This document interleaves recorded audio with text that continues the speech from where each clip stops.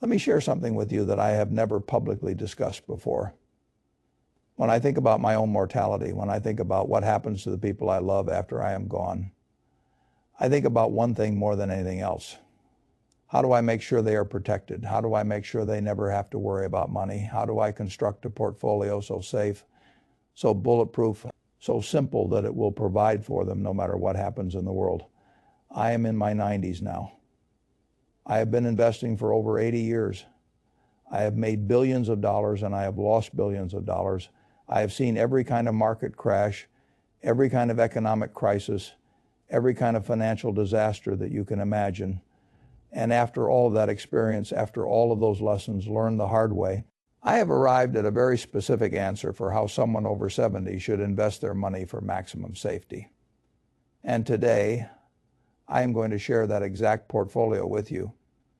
Now, before I get into the specifics, I need to tell you why this matters so much. When you are in your 20s or 30s or even your 40s, you have time on your side.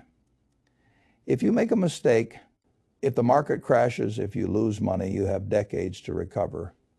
You can afford to take risks, you can afford to be aggressive. But when you are over 70, the math changes completely. You do not have decades to recover from a major loss. Every dollar you lose is a dollar you may never get back. Every mistake you make could permanently reduce your quality of life. Let me tell you a story that haunts me to this day. Back in 2008, during the financial crisis, I received a letter from a man named Harold. Harold was 73 years old. He had worked his entire life as a machinist in Ohio.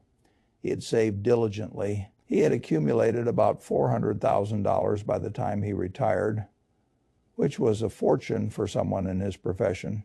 He was proud of what he had built. He felt secure. But Harold had made a critical mistake. He had listened to a financial advisor who told him he needed growth. He needed to beat inflation. He needed to be aggressive. So Harold had nearly all of his money in stocks. When the market crashed in 2008, Harold watched his $400,000 turn into $200,000 in a matter of months. He was terrified. He could not sleep. He could not eat. He kept thinking about all those years of work, all that sacrifice vanishing before his eyes. Harold panicked and sold everything at the bottom. He converted to cash and swore he would never invest again. By the time the market recovered a few years later, Harold was still sitting in cash, too scared to get back in. His $200,000 never became $400,000 again, and Harold spent the last years of his life stressed about money, cutting corners, worried that he would outlive his savings. He passed away in 2015, and his widow was left with barely enough to survive. That letter changed how I think about investing for retirees. Harold did not need growth. Harold did not need to beat inflation. Harold needed safety. Harold needed to know that no matter what happened in the markets, his money would be there for him. And his advisor failed him by not understanding that fundamental truth.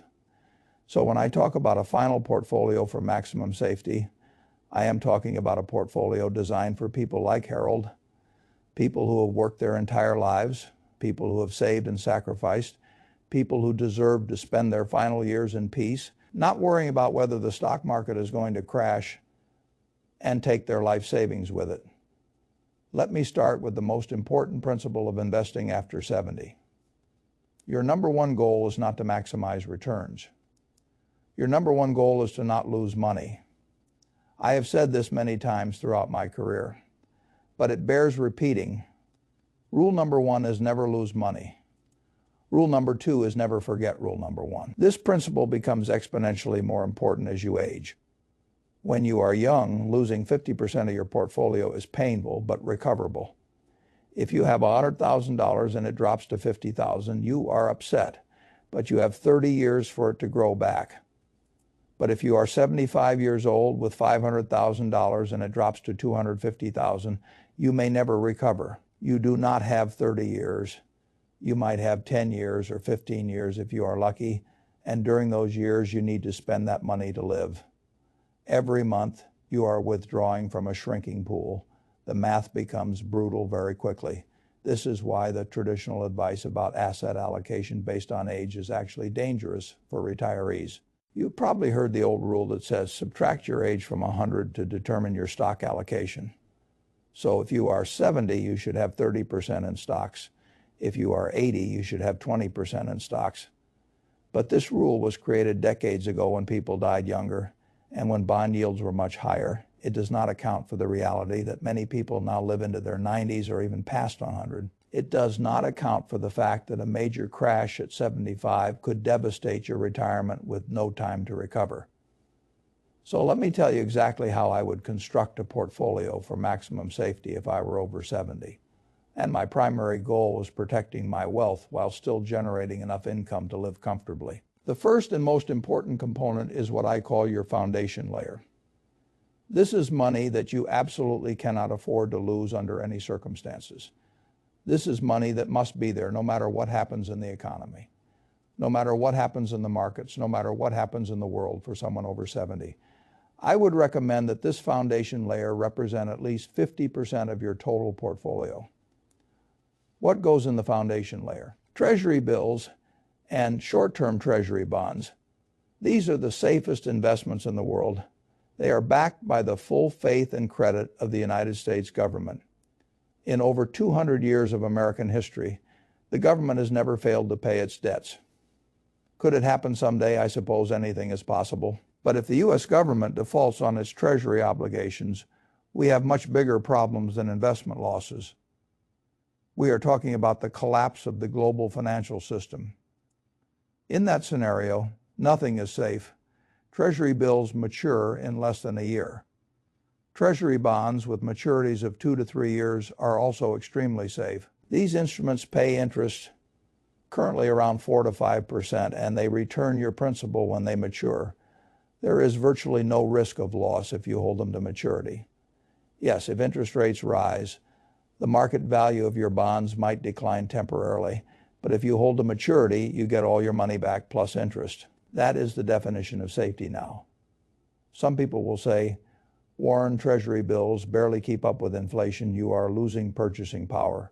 And they are partially correct. But here is what they do not understand. When you are over 70, preserving your purchasing power is less important than preserving your principal. If inflation runs at 3% and your Treasury bills yield 4%, you are essentially breaking even in real terms. But you still have all your money. Compare that to being fully invested in stocks during a crash where you might lose 30 or 40%. Which scenario would you rather be in? Let me give you specific numbers to illustrate this. Suppose you have $500,000 and you put 50% or $250,000 into Treasury bills yielding 4%. That is $10,000 per year in interest income, completely safe, completely guaranteed. That $10,000 can supplement your Social Security, cover your property taxes, pay for your health care premiums. And at the end of the year, you still have your $250,000. It has not disappeared. It has not crashed. It is just sitting there safe and sound. The second component of the maximum safety portfolio is high-quality dividend stocks. Now, I know I just spent several minutes talking about how stocks are risky for retirees, but there is a difference between speculative growth stocks and high-quality dividend-paying companies with long track records of stable payouts. Companies like Coca-Cola, Procter & Gamble, Johnson & Johnson. These are businesses that have paid dividends for over a century. They have increased their dividends for 50 or 60 consecutive years. They sell products that people need regardless of economic conditions. Toothpaste, soap, beverages, medicine. These companies do not disappear during recessions. For someone over 70 seeking maximum safety, I would allocate about 20% of the portfolio to these blue chip dividend stocks. Why any stocks at all? Because dividend income provides a hedge against inflation that Treasury bills cannot fully provide. If inflation runs hot for several years, the dividend payments from these companies tend to increase over time. They have built-in inflation protection. But here is the key. You are not investing in these stocks for capital appreciation. You are investing for the dividend income. You do not care if the stock price goes up or down. You care that the dividend check arrives every quarter.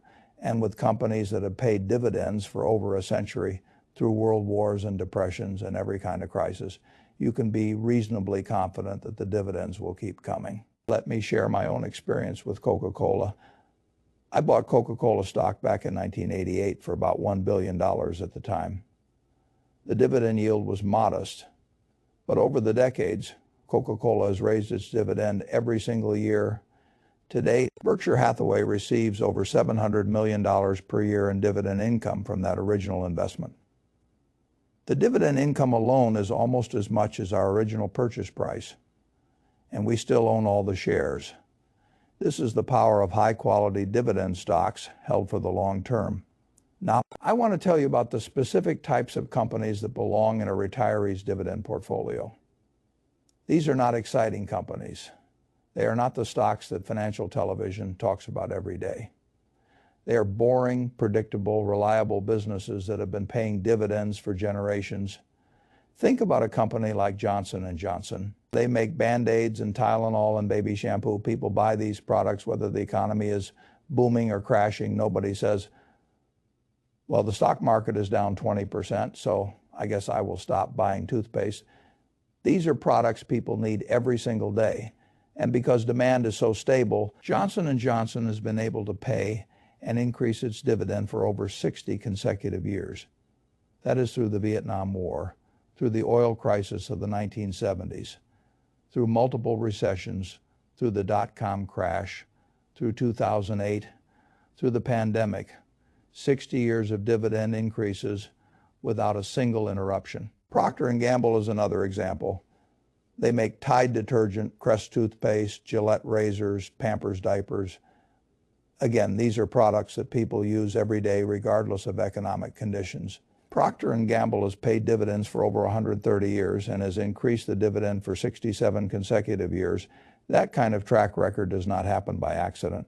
It happens because these companies have built businesses so durable, so essential, that they can reliably return cash to shareholders decade after decade. When you are over 70 and building a portfolio for maximum safety, these are the kinds of companies you want to own, not the hot technology stock that might double or might go to zero, not the speculative biotech company betting on FDA approval, the boring consumer staples companies that have been paying dividends since before you were born. These companies will not make you rich overnight, but they will keep depositing dividend checks into your account quarter after quarter, year after year, providing reliable income that you can count on. I also want to mention utility companies as potential dividend holdings for retirees. Electric and gas utilities are among the most stable businesses in existence. People need electricity. They need heat. Demand is predictable. Rates are regulated. These companies typically pay dividend yields of 3 to 4%, and many have increased their dividends for 25 or more consecutive years. A diversified portfolio of utility stocks can provide steady income with relatively low volatility compared to the overall stock market. For a retiree with $500,000, putting 20% or $100,000 into a diversified basket of blue chip dividend stocks might generate $3,000 to $4,000 per year in dividend income. Combined with the $10,000 from Treasury bills, you now have $13,000 to $14,000 in annual income before touching your principal. That is real money that can meaningfully improve your quality of life. The third component is investment-grade corporate bonds. These are bonds issued by large, financially stable companies. They pay higher interest rates than Treasury bonds because there is slightly more risk. But with investment-grade bonds from companies like Apple, Microsoft, or Berkshire Hathaway, the risk of default is extremely low. These companies have billions in cash reserves. They have been profitable for decades. They are not going anywhere. I would allocate about 20% of the maximum safety portfolio to investment-grade corporate bonds with maturities of 3 to 7 years. The key is staying with high-quality issuers and avoiding the temptation to chase higher yields from lower-rated bonds. Junk bonds might pay 8 or 9%, but they carry real risk of default. For someone seeking maximum safety, that risk is unacceptable. With $100,000 in investment-grade corporate bonds yielding around 5%, you generate another $5,000 per year income. Your total portfolio income is now approaching $20,000 annually, all from relatively safe sources. The fourth and final component is cash pure, simple cash in a high-yield savings account or money market fund. I would keep about 10% of the portfolio in cash for emergencies and liquidity. This is money you can access immediately if your car breaks down, if you need home repairs, if you have unexpected medical expenses. You never want to be in a position where you have to sell investments at an inopportune time because you need cash. So let me summarize the maximum safety portfolio for someone over 70-50% in treasury bills and short-term treasury bonds, 20% in high-quality dividend stocks, 20% in investment-grade corporate bonds, 10% in cash or money market funds. This portfolio prioritizes safety above all else. It will not generate exciting returns. It will not double your money, but it will not cut your money in half either. During the 2008 financial crisis, when stocks fell nearly 50%, a portfolio like this would have declined maybe 10 to 15% at most, and even that decline would have been temporary, recovering within a year or two as the bond portions matured and returned principal. More importantly, this portfolio generates meaningful income. With $500,000 invested according to this allocation, you might reasonably expect $20,000 to $25,000 per year in interest and dividend income. That is money you can spend without touching your principal. That is money that supplements Social Security and any pensions you might have. That is money that provides peace of mind. I want to address some objections that I know people will raise. The first objection is, Warren, what about inflation? Will this portfolio keep up with rising prices? The honest answer is probably not in every year. If inflation runs at 5% and your portfolio yields 4%, you are losing ground slowly. But here is my counter-argument. What good is beating inflation if you lose half your portfolio in a crash? The person who kept pace with inflation but then lost 40% in a market crash is much worse off than the person who slightly lagged inflation but preserved their capital. Safety first, inflation second. The second objection is, Warren, bonds have been terrible investments lately. Interest rates rose and bond prices fell. Why would I buy bonds now? This objection reflects a misunderstanding of how bonds work. Yes, if you bought long-term bonds a few years ago when interest rates were near zero, you suffered losses as rates rose. But the bonds I am recommending are short-term treasury bills and intermediate-term bonds that you hold to maturity. When you hold to maturity, you get all your money back plus interest. The interim price fluctuations do not matter. And with interest rates currently at 4 to 5%, you are actually getting paid a reasonable return for the first time in over a decade. The third objection is, Warren, I need my money to last 30 years because I might live to 100. Should I not be more aggressive? This is a valid concern, and it requires some nuance. If you have more money than you need, if you have $1 million or $2 million and your annual expenses are only $40,000 or $50,000, then yes, you can afford to be more aggressive because you are not relying on every dollar. But if your savings are more modest, if losing 30% would materially impact your lifestyle, then safety must come first. It is better to slightly outlive your money than to dramatically outlive your money because you lost half of it in a crash. Let me talk about something else that is critically important for retirees: the sequence of returns risk. This is a concept that most people do not understand, but it can absolutely devastate a retirement portfolio. Here's how it works. Suppose you retire with $500,000 and plan to withdraw $40,000 per year. If the market returns 8% per year on average over the next 20 years, you might think you are fine. But averages can be deceiving. If you get the good returns early and the bad returns later, you'll be fine. But if you get the bad returns early and the good returns later, you could run out of money even with the same average return. Let me give you a concrete example. Person retires in year one and the market returns negative 20%. Their $500,000 drops to $400,000. They withdraw $40,000, leaving $360,000. Over the next few years, even with good returns, they are climbing out of a hole. They started at a major disadvantage. Person B retires in year one, and the market returns positive 20%. Their $500,000 grows to $600,000. They withdraw $40,000, leaving $560,000. They are already ahead and have a cushion against future bad years. Both people experience the same average returns over their retirement, but person A might run out of money while person B dies wealthy. The difference is entirely due to the sequence of returns. This is why a maximum safety portfolio is so important for retirees.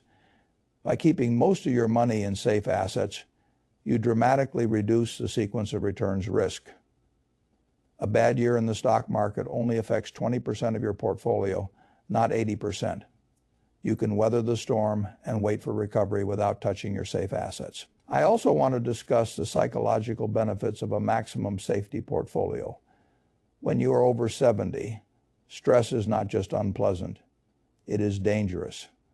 Chronic stress raises blood pressure, weakens the immune system, and has been linked to heart disease, stroke, and cognitive decline.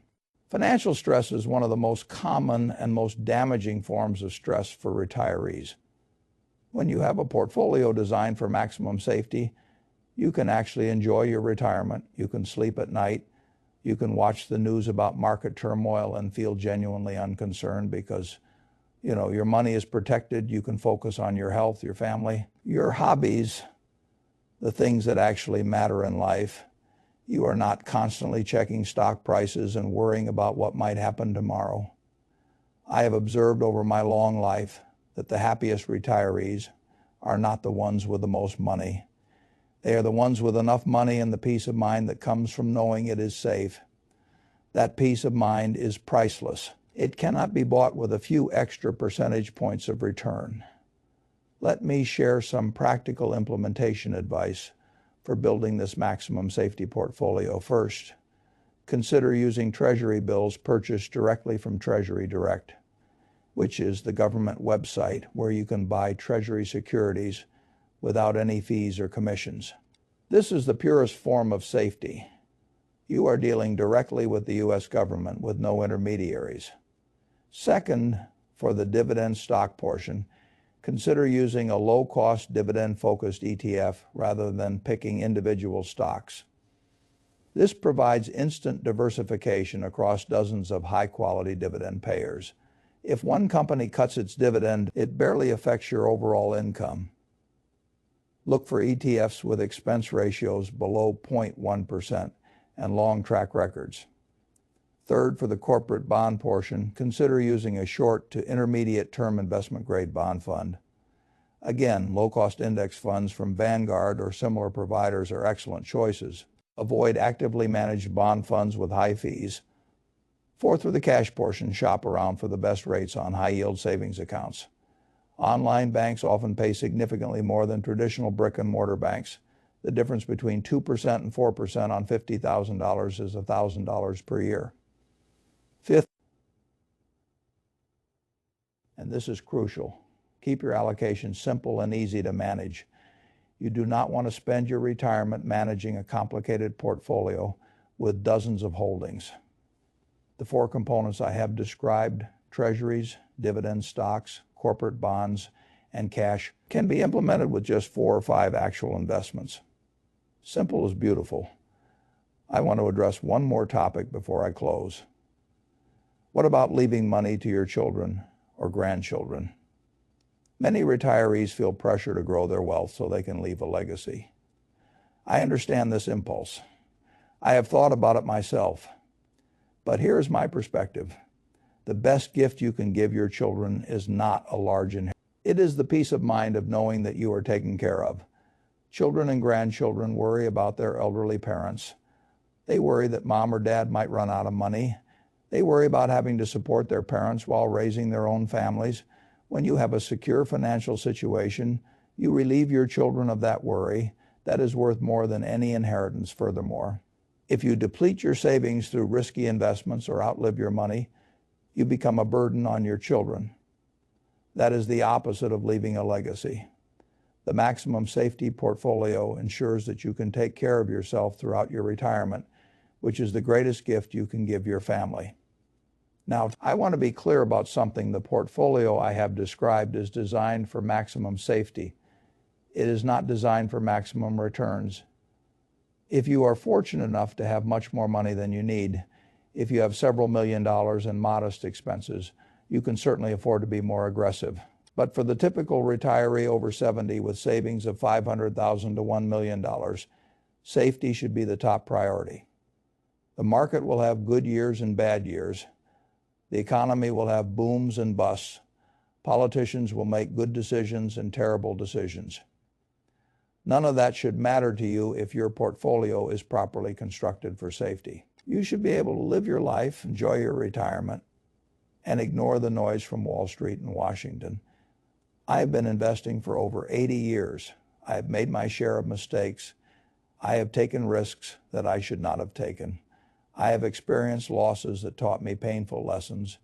But through all of that experience, I have learned what truly matters.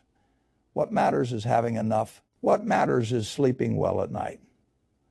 What matters is knowing that no matter what happens in the world, you and your loved ones will be okay. That is what the maximum safety portfolio provides. It is not exciting. It will not make you rich, but it will protect what you have worked a lifetime to build. And when you are over 70, that protection is worth more than all the returns in the world. The final years of life should be spent enjoying the fruits of your labor, not worrying about money. Build your portfolio for safety, protect your wealth, and spend your time on what actually matters. Let me also discuss how to actually spend from this portfolio in a systematic way.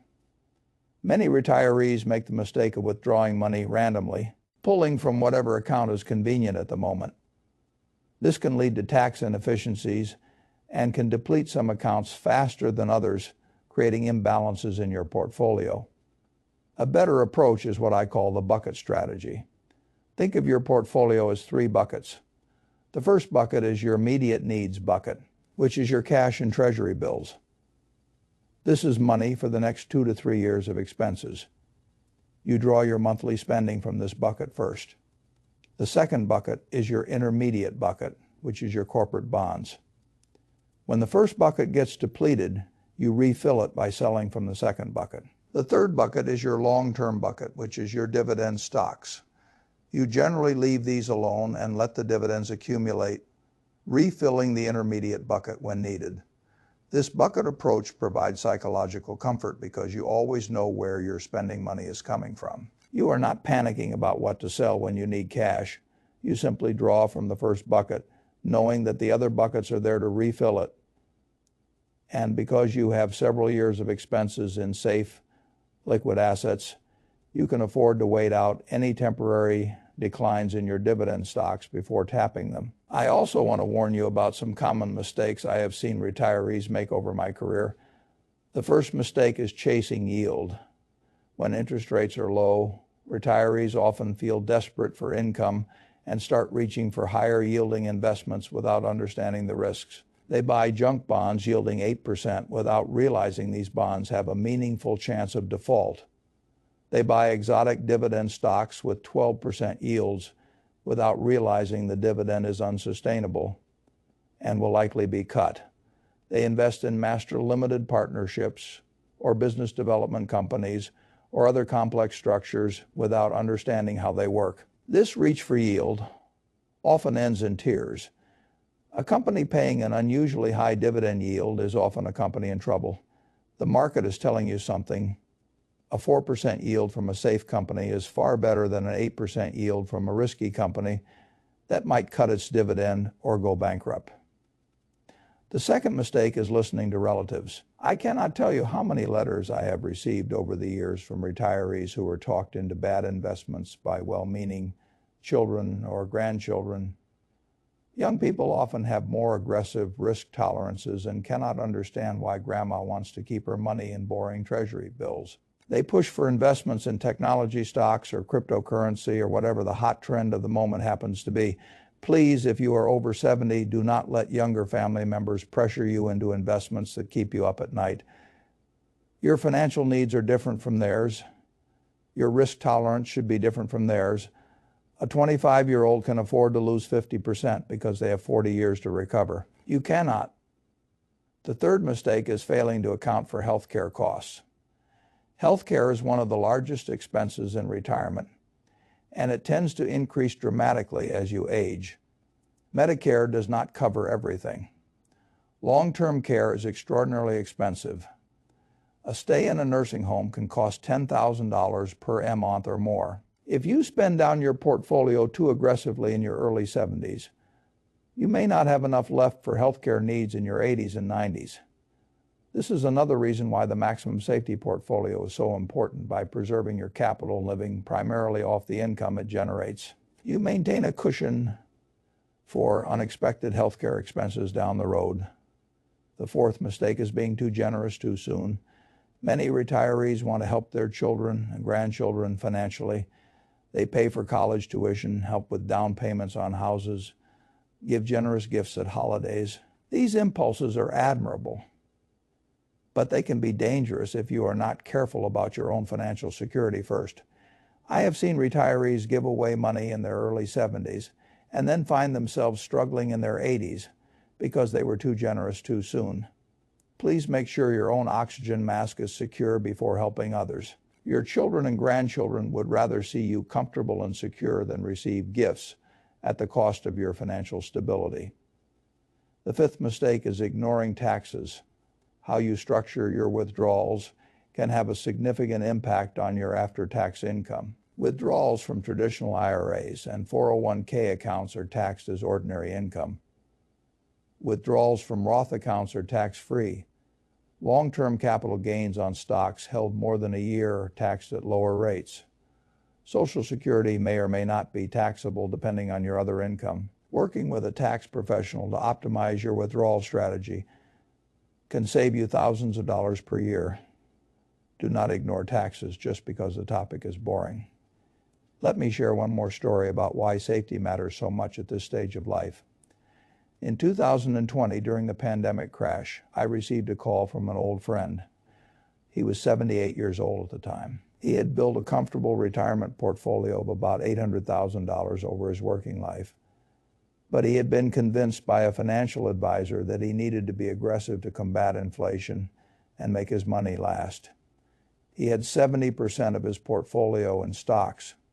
When the market crashed in March of 2020, his portfolio dropped from $800,000 to under $500,000 in a matter of weeks. He was terrified. He called me at 2 in the morning, something he had never done before. He was asking if he should sell everything. He was worried he might have to sell his house. He was having chest pains from the stress. He was truly in crisis. I talked him off the ledge. I told him not to sell. I told him the market would recover, which it did remarkably quickly, as it turned out, but that experience shook him to his core. Even though his portfolio recovered, he never felt the same about investing again.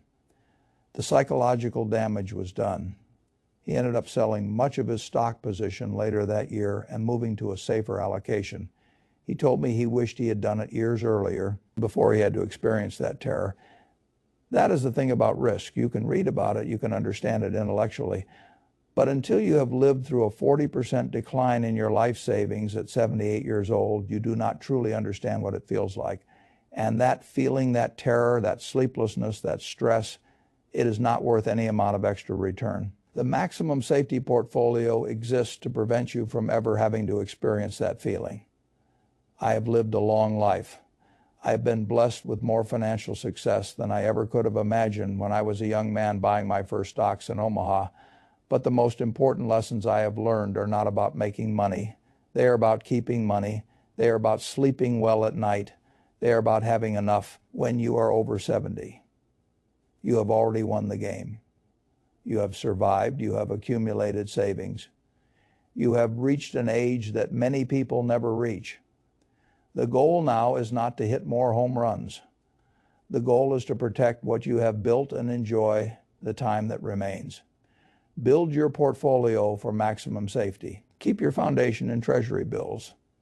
Supplement with high-quality dividend stocks.